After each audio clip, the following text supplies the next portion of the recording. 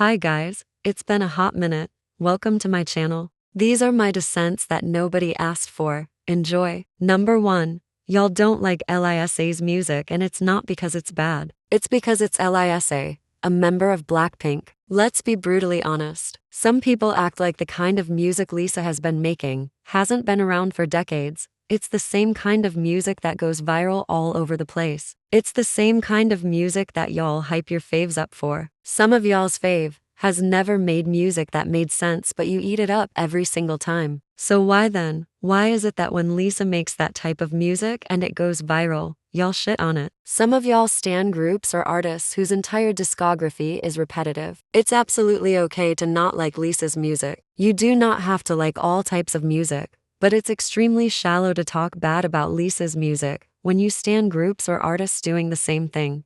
Number 2. There's something deeply disturbing about not liking a genre of music till a K-pop idol does it. I've seen people say this about Afrobeat, Latin music, club music, slutty music, ballads, and so many more. Like, how does that statement make any sense to anyone? You didn't like a whole ass genre of music till your favorite K-pop idol did a cover or performed a song within the genre. That's one crazy form of seriously unhealthy obsession and dangerous behavior. For you to be willing to trash a whole genre that you never fully explored till your fave sang it just shows that you need help.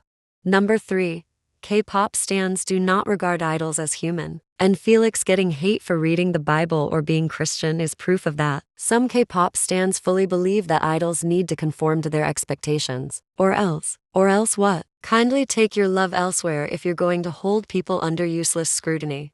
Number 4. HYBE is not losing their edge just because their girl groups aren't doing the best currently. Y'all are forgetting that HYBE has 28 sub-ventures, both labels and solutions combined. If one group fails them, they can easily have them replaced, but their groups aren't failing them. Islet New Jeans and Le Sserafim are still very much doing numbers, despite the hate against them, and they'll keep doing numbers. They aren't going under anytime soon. Besides, they still have their boy groups, ENHYPEN, BTS, Text, 17, and Team, Boy Next Door and TWS. ENHYPEN alone is raking in billions in numbers. Between them and BTS, HYBE's got very strong legs to stand on to still be part of the Big Four. So keep your happiness of them failing to a minimum, because it's not going to happen.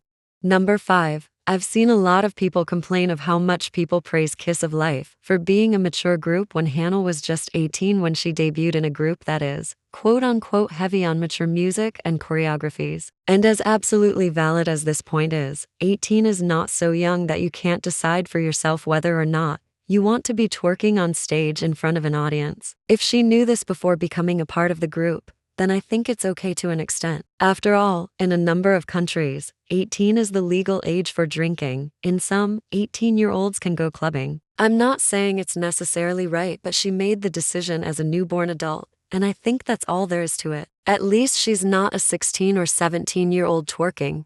Number 6. I heard of that survival show that plans on having contestants as young as 3. And my first thought to that was, are these people out of the goddamn minds? Then I kept reading. The lady who was running the show said that based on statistics, as in data, viewers have been known to favor younger idols. That made me think. Without data, it's something I've also noticed, and I don't even watch survival shows. Based off of the internet, I see it a lot. So when I saw outrage from people, I thought to myself, okay, that's valid, but at the same time, those statistics didn't materialize from thin air. There's proof, so it's true. You might not be a part of it, but people certainly are. Number 7. Badvillion had an okay debut in terms of performance and energy. In my humble opinion, I'm just going to say it. The songs were not what I expected, especially with the hype surrounding their debut. There's something that felt very unfinished about the songs, except for Hurricane.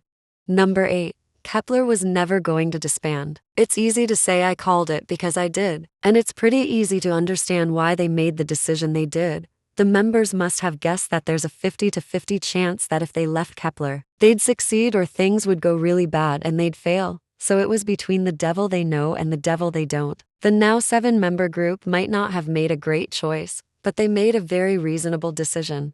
Number 9. Contrary to popular belief, as an African American with Nigerian roots, the best representation of Afrobeats and K-pop in my humble opinion are not the more popular ones. A rip-off is not and will never pay homage to a genre of music, not the way authenticity will. Very few songs in K-pop have managed to capture the essence of Afrobeat or Amapiano without coming across as blatant mockery. I don't have many in that regard to mention, but the few I can remember are Like It That Way by STayC. Very subtle elements of Afrobeat in the song. I love it. The Killa by Tex. Hybe actually got something right there. It's so sexy. Ponytail by Yugium. Another subtle infusion. They actually don't sound like a copy and paste. Yes, genres tend to sound alike, but it shouldn't sound like a copy and paste, except the song was sampled. The songs I chose have a level of simplistic authenticity which I appreciate.